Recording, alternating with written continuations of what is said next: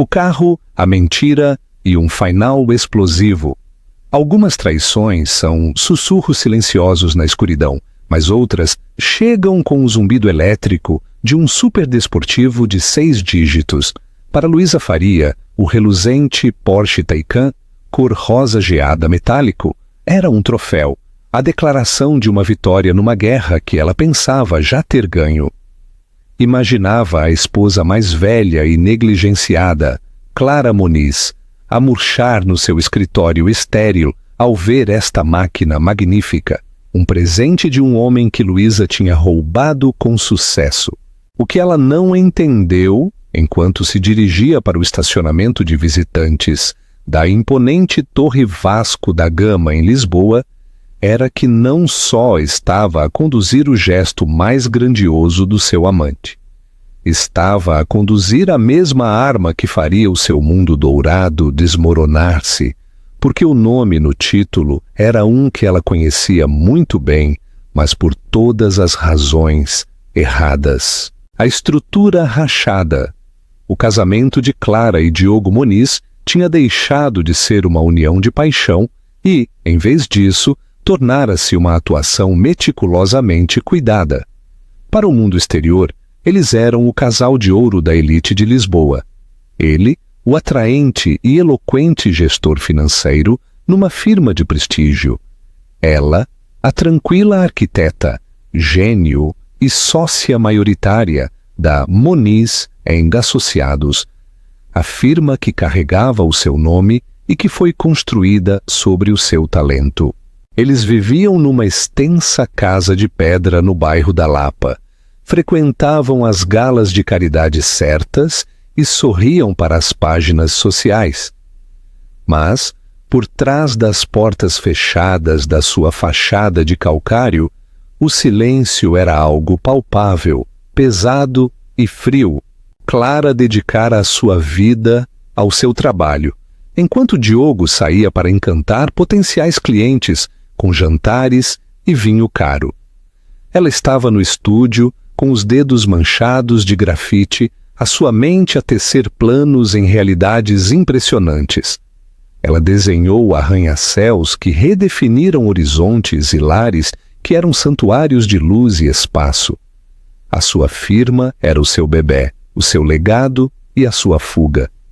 Era um mundo de linhas limpas, estruturas lógicas e sucesso mensurável. Tudo o que o seu casamento não era. Durante o último ano, um arrepio tinha se infiltrado nas rachaduras da sua relação, uma geada que nenhuma quantidade de afeto fingido podia descongelar. Diogo tinha se tornado distante, o seu telemóvel guardado com a ferocidade de um dragão a guardar o seu tesouro.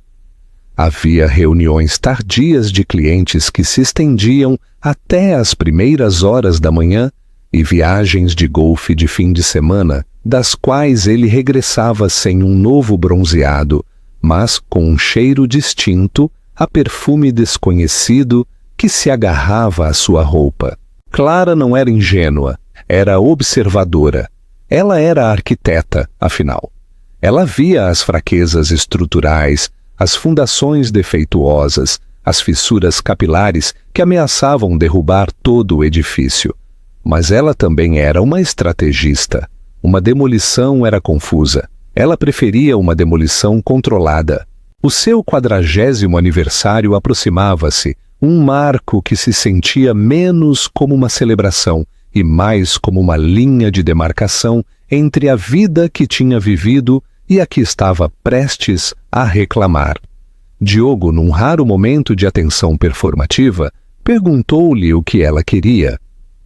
Talvez uma viagem à Toscana?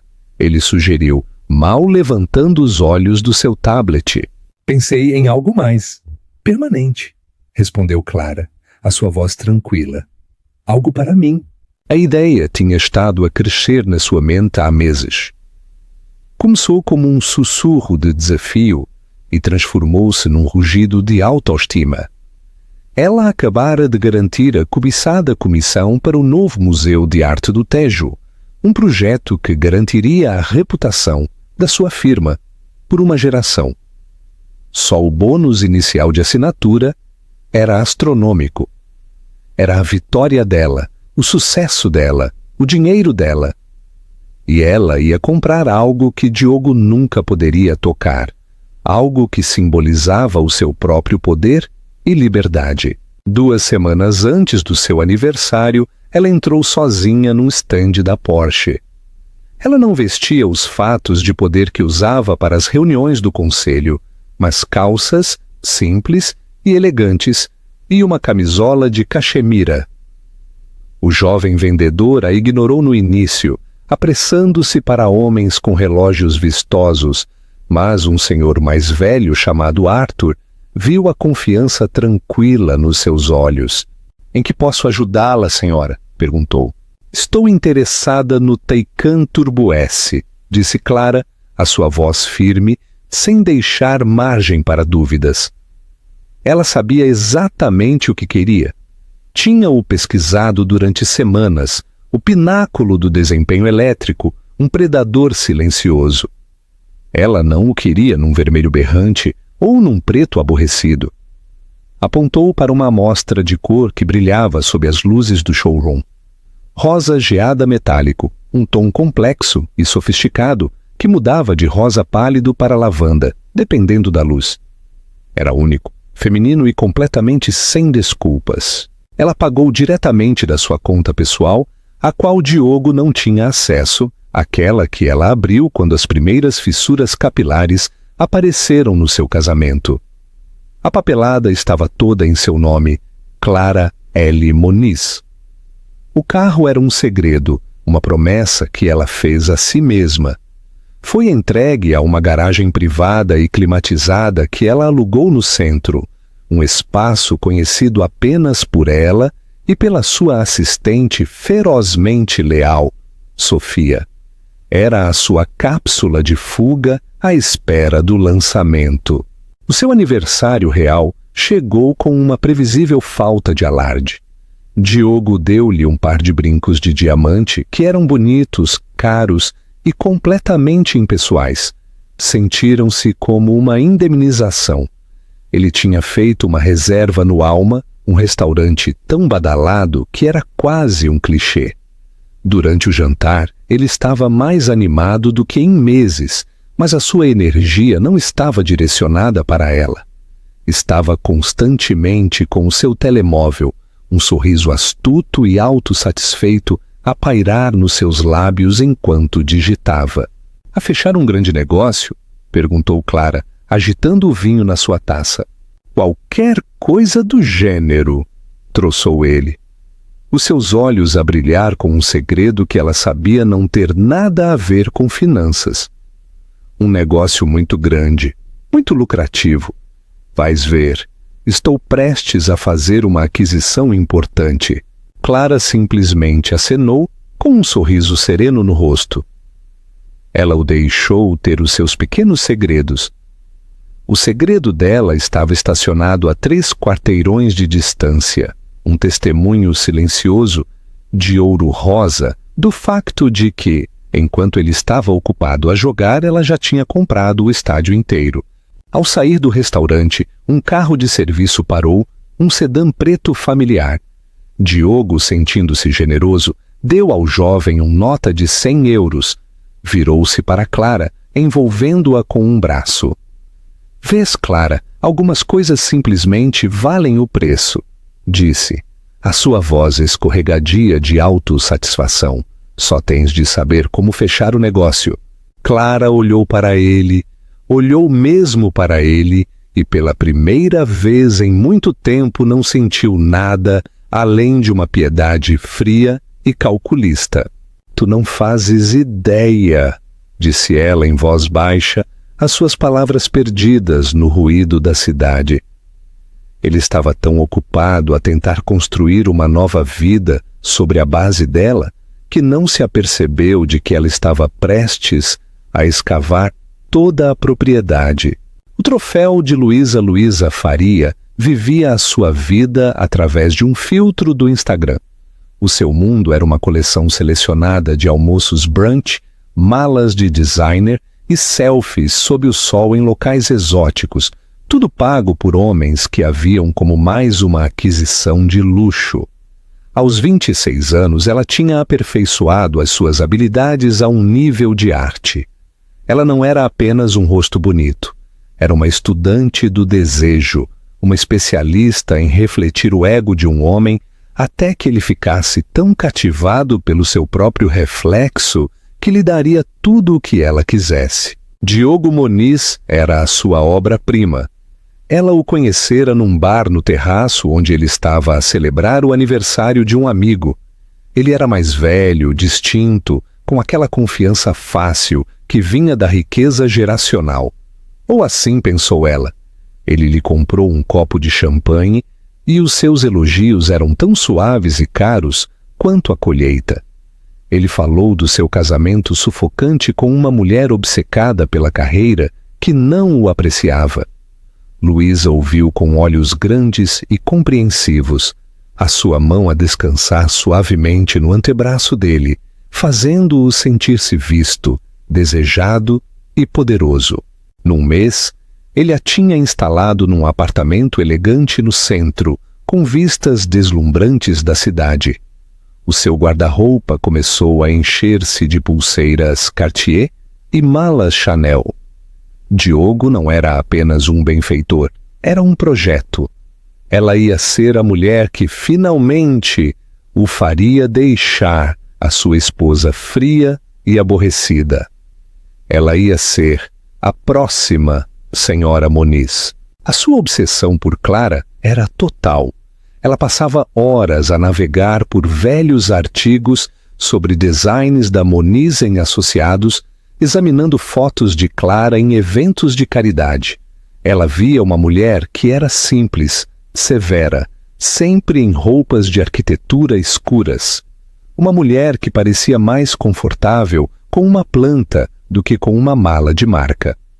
O ciúme que ela sentia era afiado e ácido, não porque quisesse a vida de Clara, mas porque Clara tinha a única coisa que ela ainda não conseguia reclamar: o nome, a legitimidade, a aliança.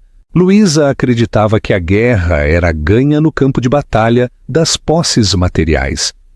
Cada presente de Diogo era um ponto marcado. Cada viagem secreta de fim de semana era um território reclamado. Ela documentava tudo nas suas redes sociais privadas, um diário digital da sua conquista, para o seu círculo íntimo admirar. Ele diz que está apenas à espera do momento certo, ela dizia aos seus amigos enquanto bebiam margaritas picantes. As finanças dele são complicadas, estão ligadas à empresa dela, mas ele está a desenredá-las. Ele me disse que está prestes a fechar um negócio maciço que nos vai deixar prontos para a vida, para nós. O negócio maciço era uma ficção que Diogo inventara para manter Luísa calma e para reforçar o seu próprio ego em declínio.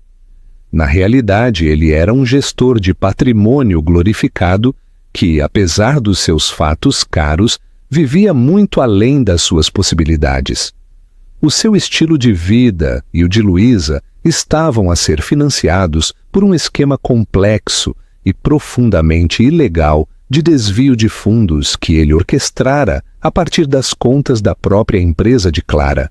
Ele criara vendedores fantasmas, faturas inflacionadas e desviara fundos através de uma série de corporações fantasma.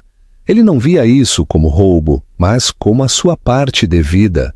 Ele era quem fazia a networking, quem trazia os clientes com o seu charme. Clara apenas desenhava as plantas. Na sua mente, ele estava a levar a sua parte legítima. O Porsche ia ser o seu gesto mais grandioso até agora. Depois do jantar de aniversário de Clara, ele foi para a garagem privada onde ela guardava o seu modesto sedã. Ele planeava levá-lo emprestado para o fim de semana, mas depois ele viu, escondido sob uma capa de seda no lugar adjacente, um lugar que ele sabia que Clara também alugava, estava a silhueta inconfundível de um carro desportivo. A sua curiosidade aumentou. Ele levantou a capa. Ficou estupefato a olhar para o Porsche Taycan rosa geada metálico. Era de cortar a respiração. Ele não fazia ideia de onde vinha. Um novo cliente da Clara? Um carro da empresa sobre o qual não lhe tinham falado?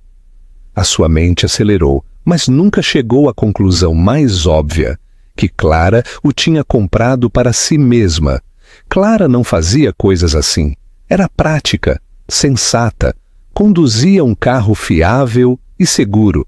Este tipo de compra extravagante não estava na natureza dela. Um sorriso lento e malicioso espalhou-se pelo seu rosto. O carro estava registrado na morada da garagem e ele tinha acesso. Ele viu a papelada enfiada no porta-luvas. O proprietário estava listado como C.L. Moniz. Perfeito. Ele faria passar por uma surpresa que ele tinha comprado, um carro para a família Moniz. Mas primeiro, ele daria as chaves a Luísa. Era um movimento brilhante e de duas frentes. Iria emocionar a sua amante e, ao mesmo tempo, afirmar o seu controle sobre os ativos da sua esposa. Ele era o homem da casa, afinal. O que era dela era dele para dispensar, como ele achasse conveniente. O último ato de arrogância. Ele ligou para Luísa na manhã seguinte, a sua voz cheia de excitação. Querida, lembras-te daquela pequena surpresa em que eu disse que estava a trabalhar? A grande aquisição. Não me digas que me compraste outra pulseira, Rick. Ela ronronou. Muito, muito maior, ele riu. Como é que te sentes em relação à engenharia alemã de topo de 0 a 100 em 2,6 segundos? Luísa ficou em silêncio por um momento, a implicação a surgir nela. Não, tu não fizeste isso. Fiz, disse ele a saborear a sua adoração antecipada. É para ti, um presente de pré-compromisso. Eu quero que o mundo veja como eu me sinto por ti. Eu quero que ela o veja. Isso era tudo o que Luísa precisava de ouvir. Eu quero que ela o veja. Isto não era apenas um carro, era uma coroa, era validação. E ela sabia exatamente o que ia fazer com ele. A sua mente começou imediatamente a escrever o confronto.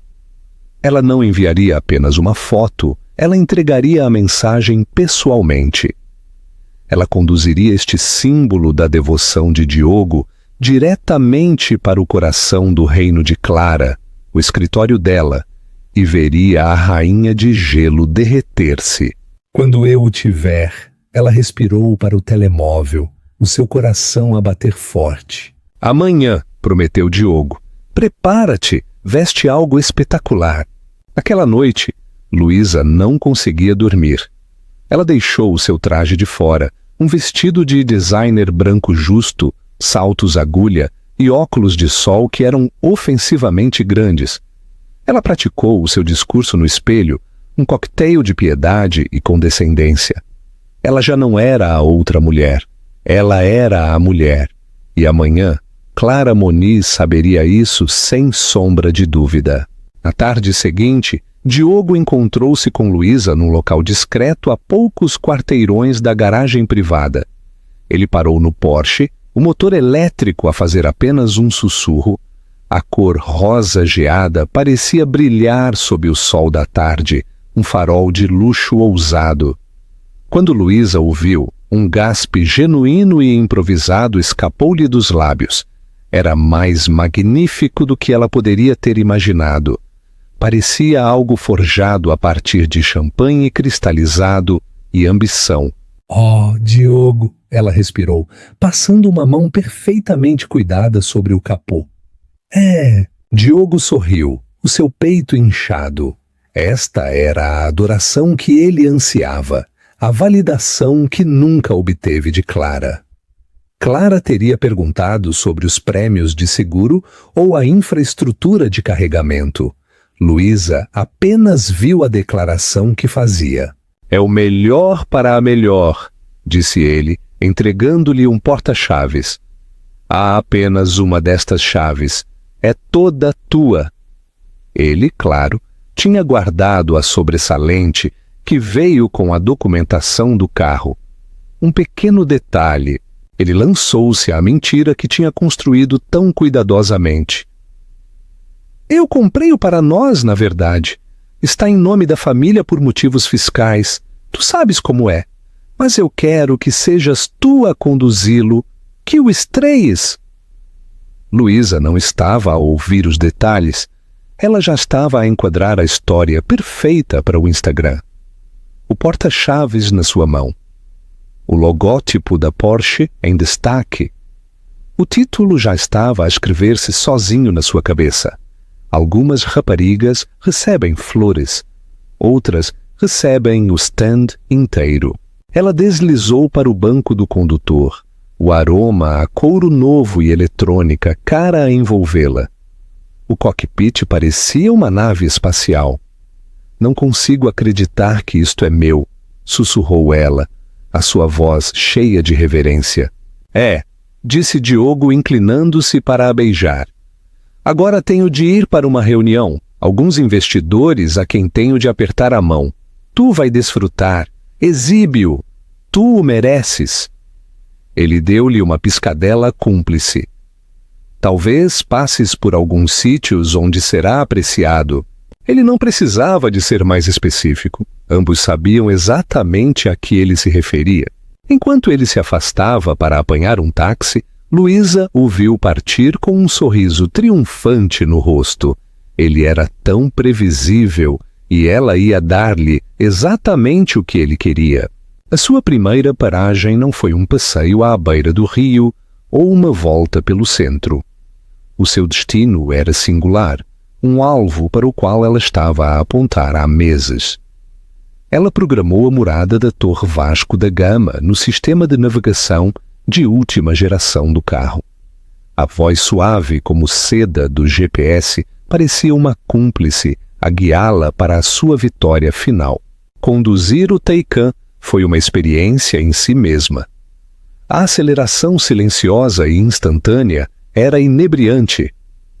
Em cada semáforo, ela sentia os olhos de outros condutores e peões sobre ela.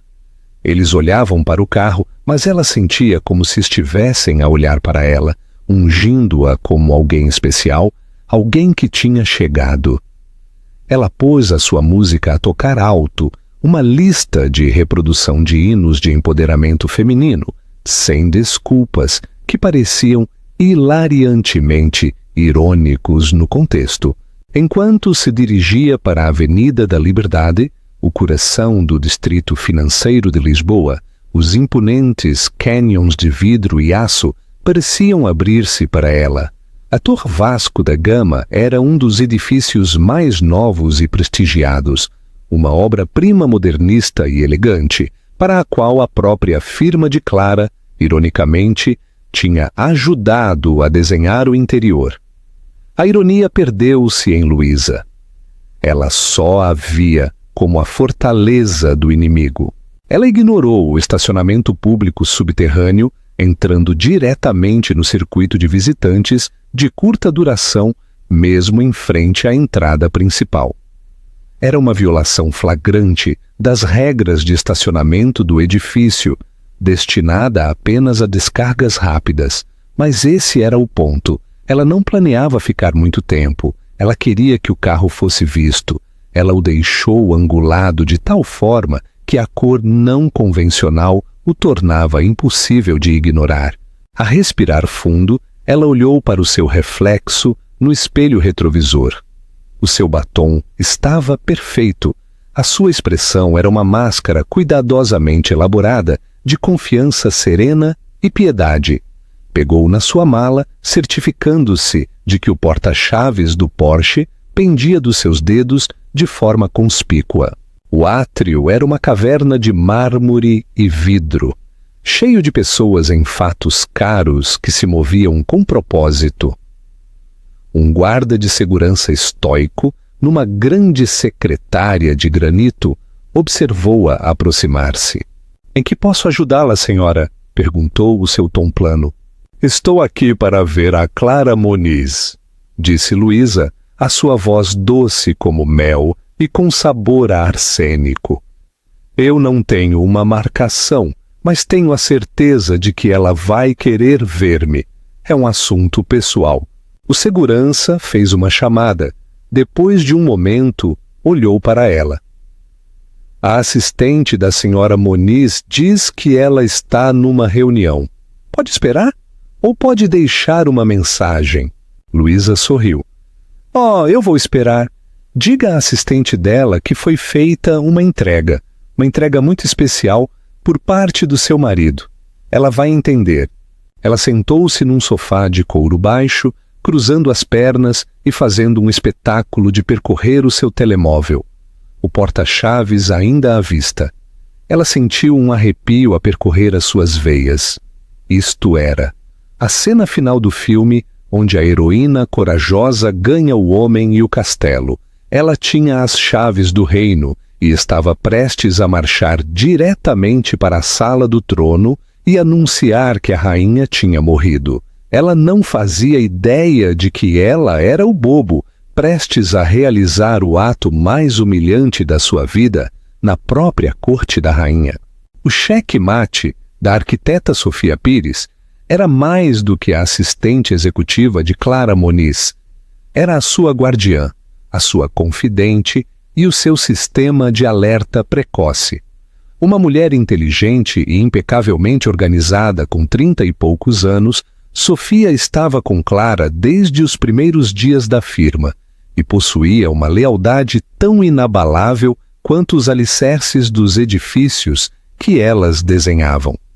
Ela foi a primeira pessoa a notar as anomalias na conta de despesas de Diogo e a primeira pessoa em quem Clara confiou quando os sussurros de infidelidade se transformaram num rugido de certeza.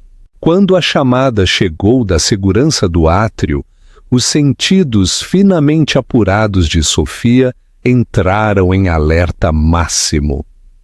Uma senhora Faria está aqui para ver a senhora Moniz. Diz que é um assunto pessoal relativamente ao seu marido.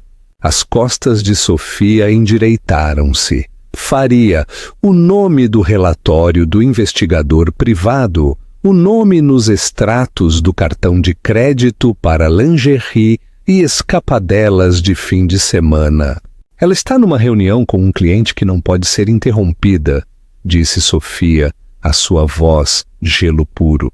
A senhora disse para eu lhe dizer que o senhor Moniz fez uma entrega especial. Os olhos de Sofia semicerraram-se. Isto era uma escalada ousada e imprudente. Obrigada, Francisco, eu trato disto. Ela caminhou a curta distância até ao escritório de Clara, uma suíte de canto com janelas do chão ao teto que ofereciam uma vista panorâmica da cidade e do Tejo. Clara não estava numa reunião com um cliente. Estava de pé sobre uma grande planta, a sua concentração absoluta. Problemas? Perguntou Clara sem levantar os olhos, sentindo a presença de Sofia. A loeira do ficheiro está no átrio, disse Sofia sem rodeios. Está aí a tentar forçar a entrada. Clara pousou o seu lápis com uma calma deliberada. Olhou para Sofia e por um momento fugaz, um vislumbre de cansaço atravessou o seu rosto. Mas foi quase instantaneamente substituído por uma resolução férrea. Ela tinha-se estado a preparar para isto de uma forma ou de outra há meses. Ela esperava controlar o cronograma, executar o seu plano com precisão cirúrgica. Mas, se o inimigo estava a trazer a batalha para suas portas, ela não se esconderia atrás dos muros. Mencionou uma entrega especial da parte de Diogo, acrescentou Sofia. O olhar de Clara desviou-se para a janela, para a rua lá embaixo, e então ela viu, estacionado descaradamente na faixa de emergência, a brilhar como uma flor tóxica, o Porsche rosa geada. O seu Porsche. Uma compreensão lenta e fria a invadiu. Era audacioso, era idiota, e era a última peça de prova irrefutável de que ela precisava. Diogo não só a tinha estado a trair e a roubar. Ele era monumentalmente, catastroficamente estúpido. Deixa-a subir, Sofia, disse Clara, a sua voz calma, mas a ressoar com um poder recém-descoberto. Tens a certeza? Oh, sim, disse Clara, um fantasma de sorriso a tocar os seus lábios. Por favor, mostra-lhe o elevador e pede ao Roberto da contabilidade para se juntar a nós em 5 minutos. Traz o dossiê da gaveta inferior direita da minha secretária, o azul. Sofia, reconhecendo o tom de um general prestes a ativar uma armadilha perfeitamente montada, acenou bruscamente. Imediatamente. Luísa estava a impacientar-se no átrio quando Sofia apareceu. Senhora Faria, a senhora Moniz vai recebê-la agora. Luísa levantou-se, um brilho triunfante nos olhos. Funcionou. Ela seguiu Sofia para o elevador, o silêncio espesso de animosidade não dita. Eles subiram para o 48º andar, o nível de loft ocupado unicamente pela Moniz e associados. As portas abriram-se para uma área de recepção de elegância minimalista. Pisos de ardósia, detalhes em aço escovado e paredes adornadas com prêmios emoldurados e impressionantes fotografias arquitetônicas. Sofia conduziu-a através do estúdio em planta aberta, onde dezenas de arquitetos e designers trabalhavam em silêncio concentrado. As cabeças ergueram-se à vista de Luísa, toda vestida de branco justo e confiança descarada. Um contraste acentuado com a estética sóbria da firma. Luísa deleitou-se com a atenção, imaginando-os como os súbditos leais de Clara, a testemunhar a chegada da nova rainha. Chegaram às portas duplas de vidro do escritório de Clara. Sofia abriu uma e anunciou. A senhora Faria está aqui, Clara. Clara estava de pé junto à janela, de costas para a porta, a olhar para a sua cidade. Ela usava um vestido simples e escuro azul marinho, o cabelo preso num coque elegante. Parecia poderosa, serena e completamente no seu elemento. Obrigada, Sofia. Podes fechar a porta. Luísa pavoneou-se, os seus saltos a clicar no chão de betão polido. Ela deixou o silêncio se prolongar por um momento antes de começar o seu discurso ensaiado. Clara, querida, começou, o seu tom a escorrer falsa simpatia. Eu sei que isto deve ser difícil. Eu realmente não queria que fosse assim. Clara virou-se lentamente. O seu rosto era uma máscara de neutralidade educada. Senhora Faria, temo que esteja a adiantar-se. A que devo esta visita inesperada? A ignorância fingida era exatamente o que Luísa esperava. Oh, por favor, não vamos jogar. Eu estou aqui por causa do Diogo. Do Diogo. Ele se sente péssimo por te magoar, claro, mas nós não podemos evitar por quem nos apaixonamos.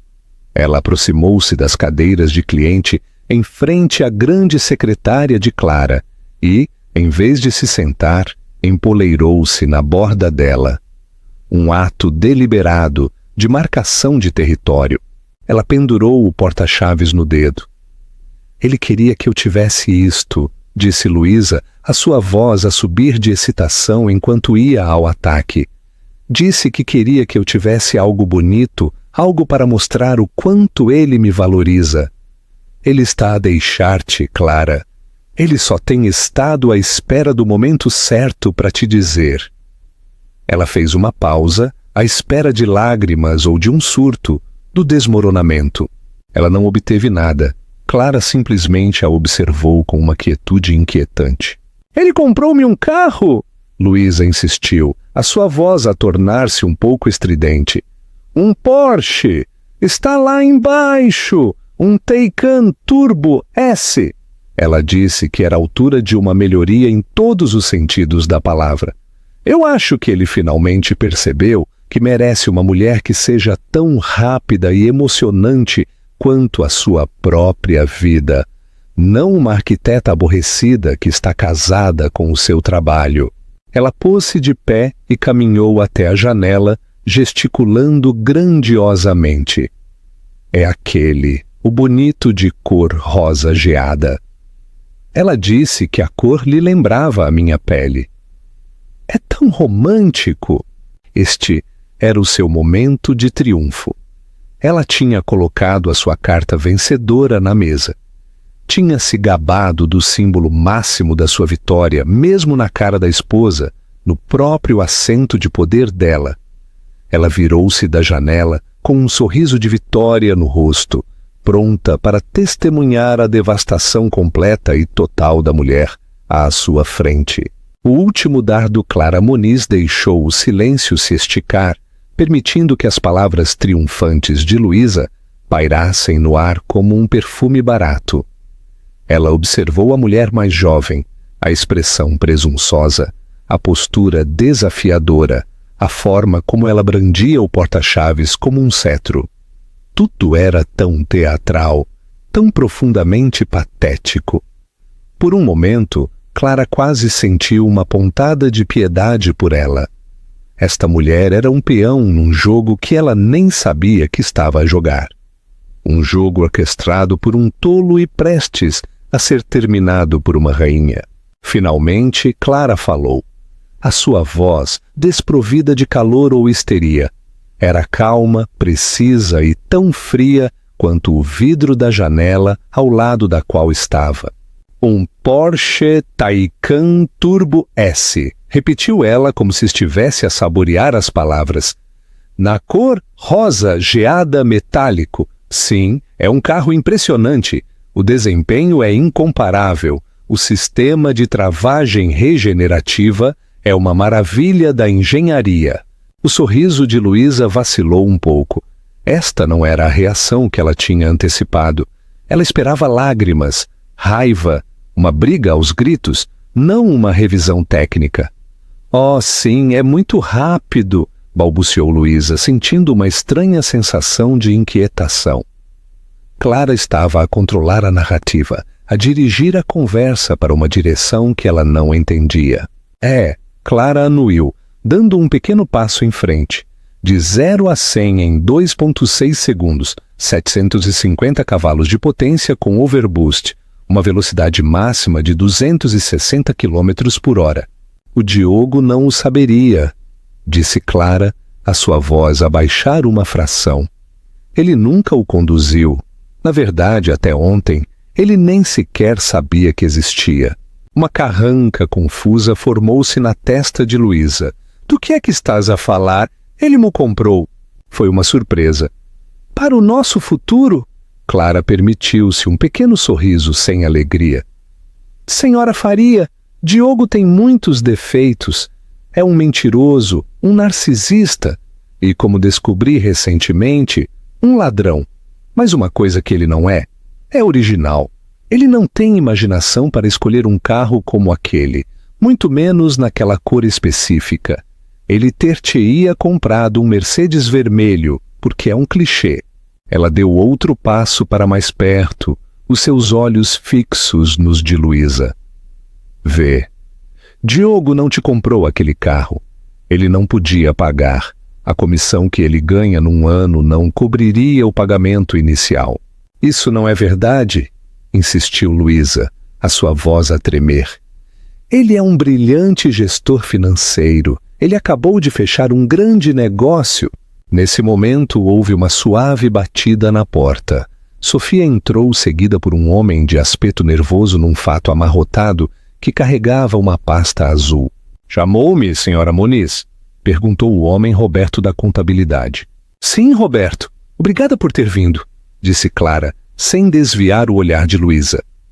A senhora Faria estava a contar-me sobre o presente muito caro que Diogo lhe deu. Finalmente, ela virou o seu olhar para o porta-chaves, agora flácido, na mão de Luísa. Posso ver isso? Era uma ordem, não um pedido. Hesitante, Luísa o estendeu. Clara não o pegou. Em vez disso, ela meteu a mão no bolso do seu vestido e tirou um porta-chaves idêntico. Pressionou o botão de bloqueio. Do 48º andar, o Porsche emitiu um bip audível. As suas luzes piscaram uma vez. Uma onda de confusão cobriu o rosto de Luísa. Clara depois pressionou o botão de desbloqueio. O carro emitiu 2 bips. Eu acho que é aqui que reside a confusão, disse Clara, a sua voz letalmente suave. O Diogo não te deu uma chave. Ele deu-te a minha suplente. Vê, senhora Faria, eu comprei aquele carro há 3 semanas como um presente de aniversário para mim, com uma pequena porção do bônus de assinatura do novo projeto do Museu do Tejo, um projeto que vale 9 dígitos. Foi comprado do meu trust pessoal, pago na totalidade. O título, o registro, o seguro, tudo está em meu nome. Ela gesticulou para o contabilista. Roberto, se faz favor. Roberto, sobrecarregado, abriu a pasta azul. No topo havia uma cópia nítida e clara do certificado de matrícula do veículo. Ele assegurou. O nome listado sob proprietário era claro, mesmo à distância. Clara L. Moniz. Por baixo estavam cópias da transferência bancária e da fatura de venda. Luísa olhou para os documentos, o seu rosto a perder toda a cor. O sangue escoou-se da sua cabeça, deixando um som vertiginoso e rugidor nos seus ouvidos. O vestido de designer branco de repente parecia barato e sufocante. Toda a cena se repetiu na sua mente. As declarações presunçosas de Diogo, as suas mentiras sobre fins fiscais e o nome da família. Tudo se encaixou com uma clareza nauseante. Não, sussurrou ela, abanando a cabeça em descrença. Não, ele não faria isso. Oh, sim faria, disse Clara sem rodeios. Porque ele é um parasita que pensa que o que é meu é dele para dar. Ele viu o meu carro, um símbolo do meu sucesso, e tentou usá-lo como uma ferramenta para te impressionar a ti e me humilhar a mim. Foi um movimento patético e desesperado. E foi o último. Ela pegou no porta-chaves dos dedos agora flácidos de Luísa. Eu acho que isto me pertence. A humilhação foi uma força física que pressionou Luísa, roubando o ar dos seus pulmões. Os olhos do contabilista, o julgamento silencioso de Sofia junto à porta. Tudo era demais. O grande triunfo tinha se transformado num pesadelo de desgraça pública. Sofia, disse Clara, a sua voz agora nítida e profissional. Por favor, peça a segurança para escoltar a senhora Faria para fora das instalações. Parece que ela deixou o seu carro na faixa de emergência. Tenho a certeza de que eles podem rebocá-lo de lá se ela não o mover de imediato. Mas como ela não tem uma chave, isso pode ser difícil. A finalidade da declaração foi brutal. Luísa ficou congelada, completamente derrotada. A mulher que ela tinha descartado como uma esposa aborrecida e negligenciada acabara de desmantelar toda a sua realidade com a precisão de um cirurgião e a crueldade de um predador. Enquanto Sofia a agarrava suave, mas firmemente, pelo braço para atirar, Luísa olhou para Clara, que já tinha voltado a sua atenção para os documentos que Roberto segurava. Ela não tinha sido uma rival, nem sequer tinha sido uma ameaça. Tinha sido um inconveniente menor e desarrumado, e acabava de ser limpa. A caminhada da vergonha de volta pelo escritório, passando pelos rostos curiosos e fixos, foi a viagem mais longa da sua vida.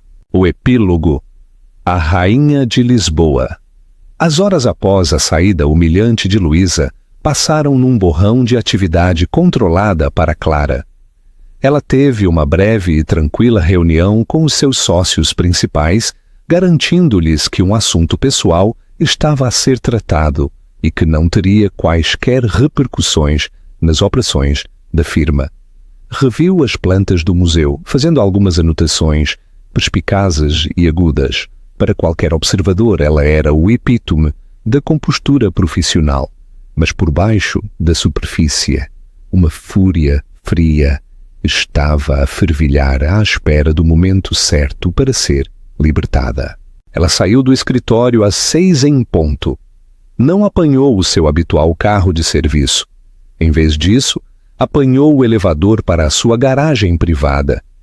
Caminhou até o seu Porsche, e deslizou para o banco do condutor. O cheiro a couro novo estava agora contaminado com o fraco e enjoativo cheiro do perfume de Luísa. Clara fez uma careta e baixou todas as janelas, deixando o ar fresco da noite purgar o odor indesejado. Ela conduziu para casa não com velocidade, mas com uma lentidão deliberada, quase processional. Cada semáforo era um momento para respirar, para se centrar, para afiar as arestas da sua raiva numa ponta fina e perigosa. Quando ela entrou na garagem da sua casa na Lapa, o carro de Diogo já lá estava. Ele tinha chegado à casa cedo. Bom, ela entrou na casa pela lavandaria. Ele estava na cozinha, a servir-se de um generoso copo de uísque. Estava a trautear, um sinal certo da sua autossatisfação. Ele pensava que a sua pequena tática tinha funcionado, pensava que tinha jogado com sucesso com ambas as mulheres e saído vitorioso. Aí estás tu, disse ele, sorrindo alegremente. Ele não notou as nuvens de trovoada nos olhos dela. Dia longo? Pareces cansada. Foi um dia cheio de eventos, disse Clara, pousando a sua pasta na ilha de mármore que ela própria tinha desenhado. Passou-se algo interessante? Perguntou ele, bebendo um gole da sua bebida. A imagem de inocência casual. Uma mulher chamada Luísa Faria fez uma visita ao meu escritório hoje, disse Clara, a voz plana. Diogo engasgou-se com o uísque, tosse. O seu rosto ficou vermelho. Os seus olhos arregalaram-se de pânico. Rapidamente ele se recompôs, tentando um olhar de confusão. Luísa, eu não... Acho que ela é filha de um cliente, uma miúda um pouco problemática. Por que é que ela viria ver-te? A mentira era tão ousada, tão insultuosa na sua falta de esforço, que era quase risível. Ela veio para me informar que me estavas a deixar, continuou Clara, ignorando a sua fraca tentativa de desvio, e para me mostrar o presente tão extravagante que lhe tinhas comprado. Um Porsche, Diogo. Um Porsche, ouro rosa. A compostura de Diogo começou a rachar. Agora, Clara, houve um mal-entendido. Aquele carro eu comprei-o para nós. Para ti, para o teu aniversário. Eu ia surpreender-te com ele este fim de semana. Aquela rapariga tonta deve ter se confundido. Deixei-a dar uma volta. É tudo como um favor para o pai dela. Chega, disse Clara. A sua voz perigosamente baixa. A única palavra cortou a sua defesa fanfarrona como um pedaço de vidro. Simplesmente, para de falar. Cada mentira que tu dizes é um insulto aos 10 anos da minha vida que eu desperdicei em ti. Ela abriu a sua pasta e tirou uma pasta grossa de pele, não a azul do escritório. Esta era preta. Ela a deslizou sobre a ilha em direção a ele. O carro é o menor dos teus problemas. Ele olhou para a pasta, depois para ela, a sua fanfarronice finalmente a dissolver-se em medo palpável. O que é isto? Esse é o resultado de uma investigação de 6 meses por uma firma de contabilidade forense, disse Clara. Parece que houve algumas irregularidades financeiras na Moniz Associados, vendedores fantasmas, faturas de materiais de construção inflacionadas, uma série de pagamentos desviados através de corporações, fantasma no estrangeiro, nas Ilhas Caimão. Um total de 4 milhões de euros foram desviados da minha empresa nos últimos 2 anos. O rosto de Diogo ficou branco. Parecia como se ela o tivesse atingido fisicamente. Ele afundou-se num banco próximo, as suas mãos a tremer. Tudo, continuou Clara, a sua voz implacável, foi rastreado até contas controladas por ti. As tuas contas secretas, aquelas que tu usaste para pagar o apartamento da senhora Faria, as compras dela, as pequenas viagens dela, aquelas que tu estavas a usar para construir a tua patética pequena vida de fantasia, tudo com o meu dinheiro. Clara, eu posso explicar, gaguejou a sua voz um sussurro rouco. Foi apenas um empréstimo. Eu ia devolver. Eu fiz alguns maus investimentos. Tu és um ladrão, afirmou Clara, atingindo-o com a força de um veredito. Tu não só me traíste, tu me roubaste. Tu roubaste aos meus funcionários, aos meus sócios. Tu tentaste envenenar a única coisa na minha vida que eu construí com as minhas próprias mãos. Ele olhou para ela. Os seus olhos suplicantes. O homem charmoso e confiante tinha desaparecido, substituído por um animal desesperado e encurralado. Por favor, Clara, podemos resolver isto. Eu pagarei. Eu juro. Não temos de contar a ninguém. Pensa na nossa reputação, nos nossos amigos. Tu já não estás em posição de pensar em nada. Veio uma nova voz da porta. Clara e Diogo viraram-se. Um homem alto e impecavelmente vestido estava ali. Era Dr. João Mota, o advogado de Clara e um dos litigantes mais temidos da cidade. João? Diogo arquejou. Diogo. O advogado respondeu com um breve aceno. Ele pousou a sua própria pasta na ilha, ao lado do dossiê de Clara. A Clara pediu-me para estar aqui. Ela, creio eu, expôs os factos preliminares da situação.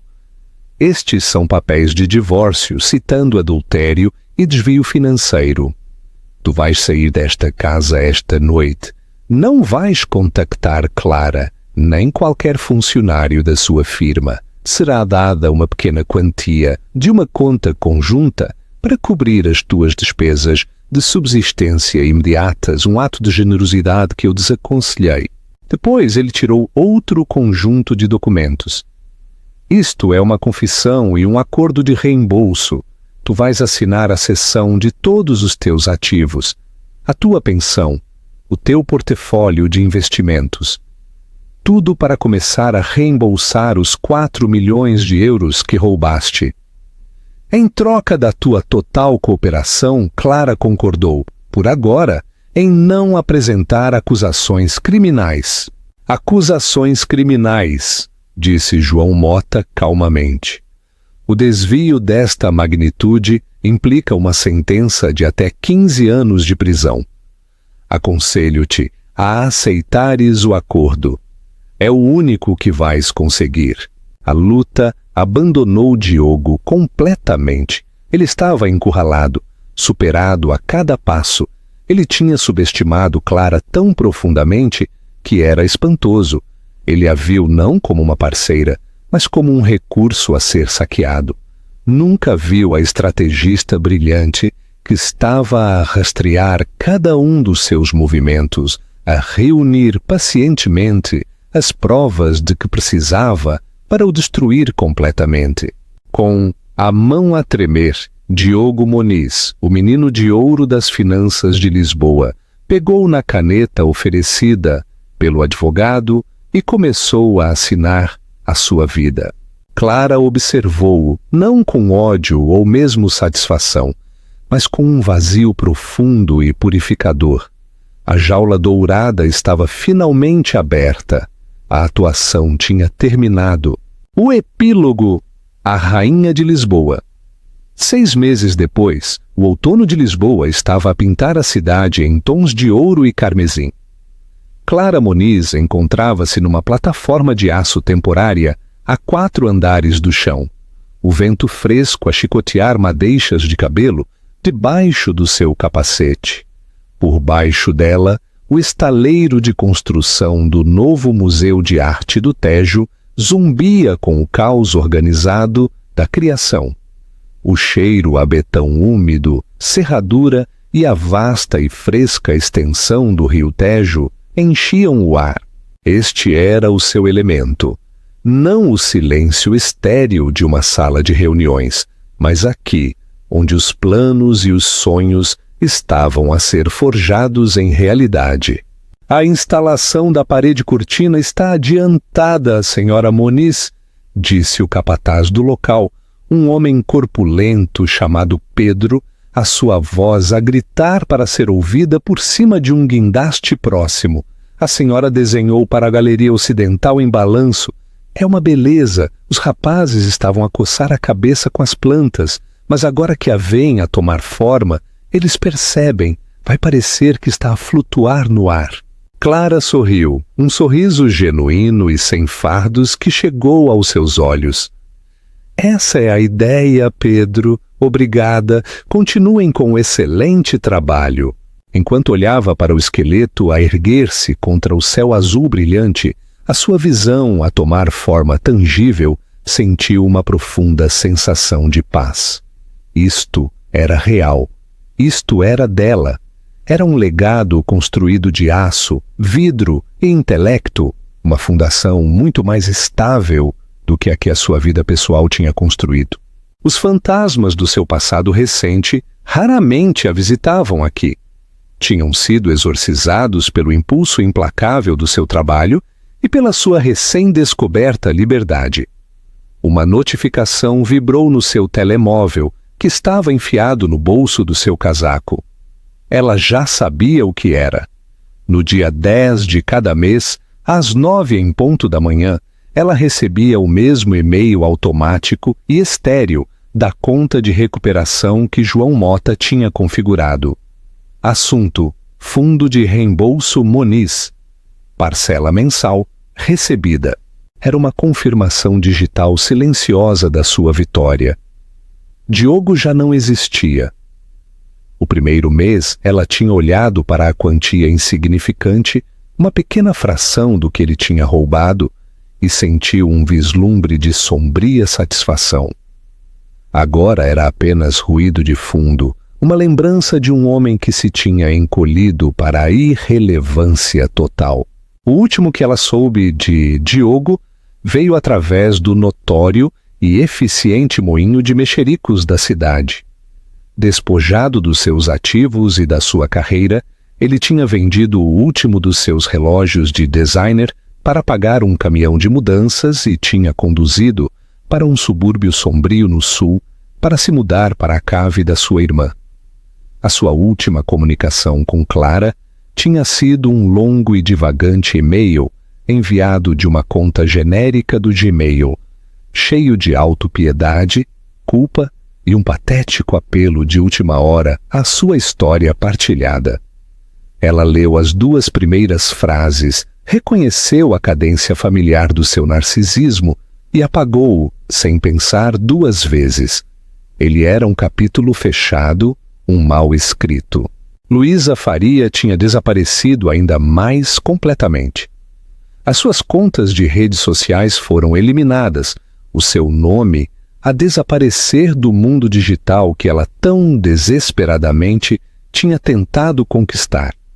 Sofia tinha mencionado, com uma clara falta de simpatia, que um amigo de um amigo tinha jurado tê-la visto a trabalhar atrás do balcão de cosméticos numa loja de departamento num centro comercial a 1 hora da cidade.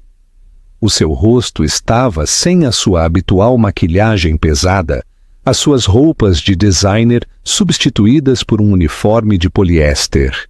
Era apenas mais uma rapariga novamente. Os seus 15 minutos de infâmia tinham expirado. Clara não sentiu nada ao ouvir a notícia.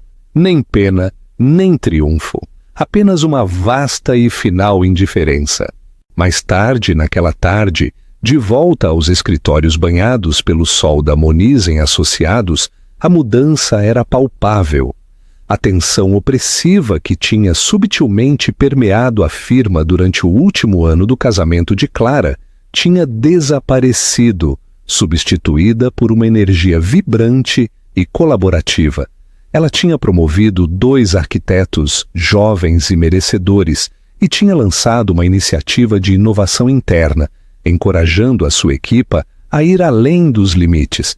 Ela estava mais presente, mais empenhada, e a sua paixão era contagiante. Ela passou 1 hora a aconselhar um jovem designer brilhante a rever os seus esboços para uma biblioteca comunitária, desafiando-o, inspirando-o. Não desenhes apenas um edifício, disse ela. Desenha a experiência. Como é que a luz se sente às 10 da manhã no canto de leitura das crianças? Qual é o som de um passo neste piso? É aí que a arquitetura vive. Naquela noite, ela foi para a casa de pedra da Lapa. Durante as primeiras semanas depois de Diogo ter saído, a casa tinha se sentido cavernosa e vazia, assombrada pelos ecos de uma vida partilhada. Mas Clara, arquiteta até ao cerne, a tinha tratado como qualquer outro projeto que ela tinha redesenhado. O mobiliário pesado de mogno de Diogo e a arte tradicional e aborrecida tinham desaparecido, doados a instituições de caridade.